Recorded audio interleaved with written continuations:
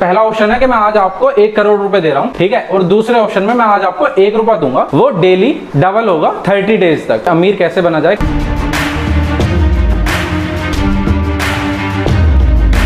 नमस्कार दोस्तों, मैं मनीष शर्मा स्वागत करता हूं आपका अपने YouTube चैनल इन्वेस्टमेंट मार्केट पे। दोस्तों, मेरे मन में, आपके मन में या हर किसी के मन में बस एक ही सवाल है, कैसे पैसा कमाया जाए, कैसे बंगला लिया जाए, गाड़ी ली जाए, कैसे अमीर बना जाए। अमीर लोगों में और हम में क्या डिफरेंस है, बड़े इन्वेस्टर्स और हम में क्या अंतर है, हम लोग क्या कुछ अलग कर रहे हैं, वो लोग क्या हमसे अलग कर रहे हैं जो वो आज इतना पैसा है उनके पास। आइए इसको हम एक एग्जांपल के थ्रू समझते हैं। मैं आपको 2 ऑप्शंस दूंगा, आप कोई भी एक ऑप्शन सेलेक्ट करना। कि पहला ऑप्शन है कि मैं आज आपको 1 करोड़ रुपए दे रहा हूँ, ठीक है, और दूसरे ऑप्शन में मैं आज आपको 1 रुपया दूंगा, वो डेली डबल होगा 30 डेज तक। तो आज मैंने आपको मतलब 1 रुपया दिया तो वो कल 2 हो जाएगा, परसों 4, उससे अगले दिन 8। तो आप मेरे को कमेंट करके बताइए कि आप क्या ऑप्शन सेलेक्ट करेंगे। मैंने मेरा तो ऑप्शन 1 सेलेक्ट कर दो, 1 करोड़ रुपए दे दो और अक्षय कुमार की तरह मैं उसे 21 दिन में डबल कर दूंगा।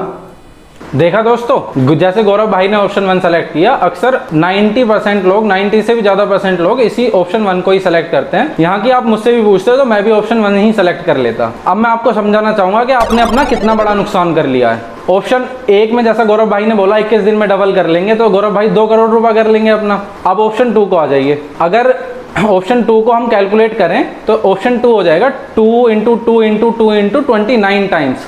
इसका मतलब 2 की पावर 29 टाइम्स।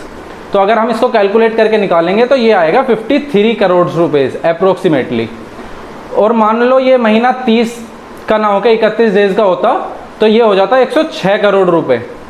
मतलब तुमने अपना 104 करोड़ रुपए का नुकसान कर लिया।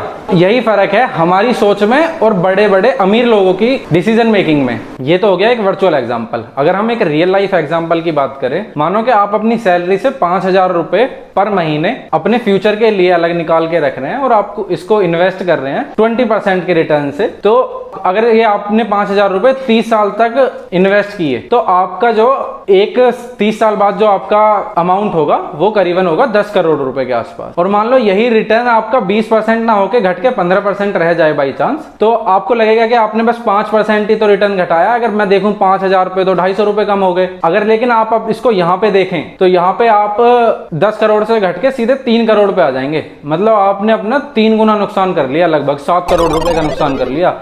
तो दोस्तों, कहाँ पे हमें इन्वेस्ट करना है, कहाँ कितना रिटर्न है, इन सब चीज की इंफॉर्मेशन, इन सब चीज की जानकारी हमको बहुत अच्छे से होनी चाहिए। और हम कहाँ पैसा लगा रहे हैं अपना, कहाँ हमें पैसा लगाना है। दोस्तों, मेरे इन दोनों एग्जांपल्स से आपको ये तो समझ में आ गया होगा कि कंपाउंडिंग की पावर और एनुअल रेट ऑफ रिटर्न की क्या पावर है। तो दोस्तों, हम लोग इस चैनल पर आपको यही चीजें बताएंगे कि हमको इन्वेस्टमेंट क्यों करनी चाहिए, कहाँ करनी चाहिए, कैसी इन्वेस्टमेंट हमारे लिए अच्छी होती हैं, कौन सी खराब होती हैं, और मार्केट की करंट इन्फॉर्मेशंस देंगे, अपकमिंग IPOs के बारे में बताएंगे और कुछ टेक्निकल टर्म्स के बारे में बताएंगे जो हमारी इन्वेस्टमेंट या फाइनेंस में यूज़ होती हैं, जैसे कि इंटरेस्ट, डिविडेंड, P रेशो, ये सब चीज़ों के बारे में बताएंगे।